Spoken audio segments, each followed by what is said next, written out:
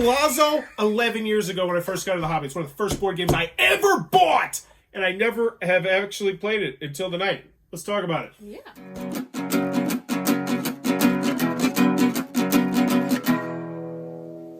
What does that even mean, Bauer's Game Corner? Ahoy there, YouTube! Back again today for another Thoughts from the Corner. I'm here with my good friend Lucy. Hey. And we're going to be talking about Palazzo. This is for 2 to 4 players, ages 10 plus, take about 45 to 60 minutes for a Rio Grande game. And it's from the classic Reiner Knizia, who's designed hundreds of games. And this is a really simple game where you are going to be building structures, but it's Reiner Knizia, so the theme, whatever.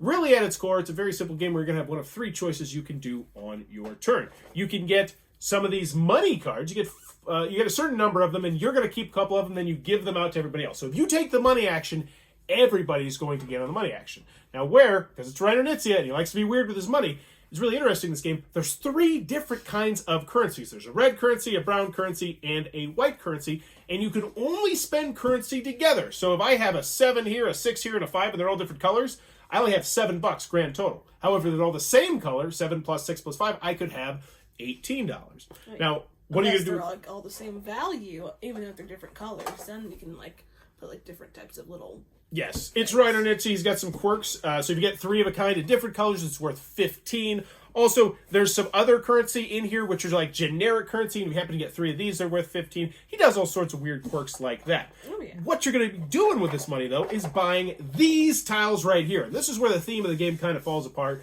You're going to be buying these tiles, and then these tiles are going to get placed out. They have numbers 1, 2, 3, 4, 5, and you're trying to put them in numeric order, at least as well as you can, down in your area. You have a whole bunch of tiles down here, and those are going to be worth your victory points, which are very easy to figure out. Your little player reference card.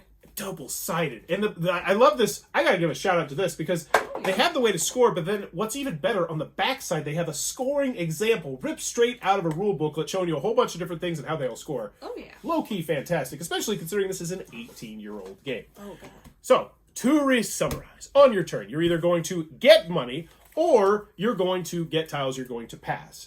The tiles have a really interesting way of working where there's going to be 5 of these set out, and you're going to be setting tiles on all 5 of them in a variety of different ways, and then auctioning them off. I'm not going to go into exactly how it works. Reiner Knizia does some weird stuff. You essentially look at the number of windows in a thing and go that number of spaces. This is more of the review. If you want to see a gameplay, I'm sure someone did that 12 years ago, and you can watch that. Let's go into our thoughts on it. Does it stand up to the test of time? Because honestly, when I got this one out, I was like, you know what? We're going to play this. We're going to play Shoots from Thoughts from the Corner, and then it's going to go into the kill attic now. Yeah. Is it going there? I don't know if you should kill it, because honestly, it's a great game. Yes. Reiner Knizia, you've done it again.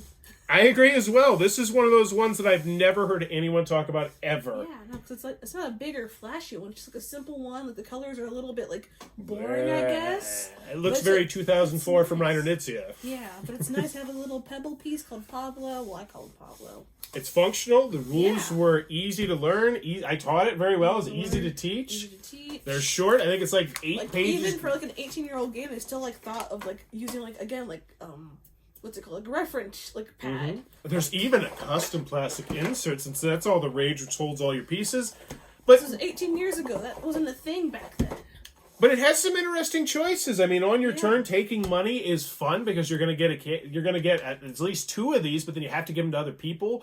The auction is fun as well, and I really love the auction in particular because if you take your turn, you only have 1 action on your turn, and you go out there and auction because you can either buy, auction, or play a card. If you buy, you just get to buy stuff and you spend the money and you go about your merry way. You spend a lot of money too. Yes, or you can auction, and if you auction, it's risky because if someone else wins that auction, you get nothing. Your turn is over.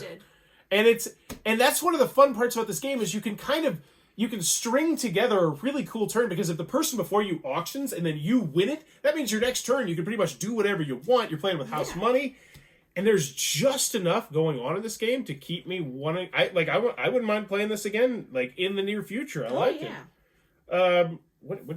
Anything else that you want to spotlight or that you didn't like? No, just it's a great game. It holds up. Especially towards the end, because at the end there's this mechanic where it's when you flip over a certain number of cowboys or horses. The riders, the end game condition, yeah. end game condition. Like, so there's like sort of like a risk reward of just like, do I get a lot of money to wait for like when somebody eventually like does like the auction action to get all that money, or just try to like organize my houses to get more points? Oh yeah, there's one more action totally forgot about where you can essentially reorganize a little bit down here, take a couple actions, because if you only have so you're trying to build these all up to 5 by stacking them on top, but if you only have 1, it's worth -5 points. If it's 2, you have no points, so it's worthless. And to build on what you said there, I agree. I thought the end game was really exciting because it's one of those ones where it's like, as soon as this is drawn, game over, immediate, nothing else happens. And those are really risky because you're like, and we actually came down to the last tile, and it was a very close scoring game. Yeah. Easy to score the game as well. You count up points, you count up windows. And in the end, Palazzo, it's a little hidden gem that I think if you're in the market for I'd say a lightish Euro. Yeah, because I don't think it's a little bit too long for a filler. Yeah. But it's not a meaty game at all. No, it's very minimal thinking. Game, yeah. Minimal choices, but the choices are interesting. I mean, there's very little in this game, but every single aspect is interesting. It's honestly beginner friendly too. Like I say, if you want something different, if you don't want something it's like a normal like lightweight game, like one of the classics, like if you don't want like Catan, like what's another like gateway game? Carcassonne. Carcassonne. Like if you're looking for something a little bit different, but like something that's not heard of a lot, I'd keep your eye out for like Palazzo. Yeah. It's still lightweight. It's friendly. But it's just meaty enough where you can just like, okay, there's some strategy. It stands the test of time, and I quite frankly, like, I would love to see, like, I wish there was an expansion for this, because I like how the money works, I like how the auction works, I like how everything What would you want for an expansion, though? More tiles, I want special abilities, but he wouldn't do that, because that would break up the mathematicalness of the game. That's not Reiner Knizia. Yeah. But, anywho, Palazzo, pleasantly surprised. So here's the big question. If I offer this to you, would you want it? Yeah. Oh wow! I don't think you ever said that. That rarely happens.